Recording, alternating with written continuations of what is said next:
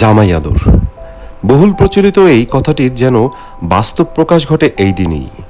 ভোজন রসিক হোক কিংবা অল্পহারী, জামাইয়ের সামনে যখন একের পর এক বাহারি পদ সাজিয়ে দেওয়া হয়, তখন খাবারের স্বাদের চেয়েও বড় হয়ে ওঠে আন্তরিকতা আর স্নেহের পরশ। প্রতিটি পদের সঙ্গে মিশে থাকে মায়া, যত্ন আর আপন করে নেয়ার আনন্দ। আজকে নিউক্লিয়ার ফ্যামিলির ব্যস্ত সময়ে হয়তো অনেক কিছুই বদলে গেছে, তবুও বাঙালির উৎসবপ্রিয় মন এখনও উপলক্ষ খোঁজে, মিলনের অজুহাত খোঁজে। আর সেই অজুহাতের নাম যদি হয় জামাই ষষ্ঠী, তবে হাসি, আড্ডা, গল্প আর ভুরি ভোজে ভরে উঠবে ঘরদোর। এ আর নতুন কি? শেষ পর্যন্ত জামাই ষষ্ঠী কেবল জামাইকে আপ্যায়নের দিন নয়, এটি সম্পর্কের উষ্ণতা, পারিবারিক ভালোবাসা এবং বাঙালির নিরন্তর অতিথিপরায়ণতার এক সুন্দর উদযাপন।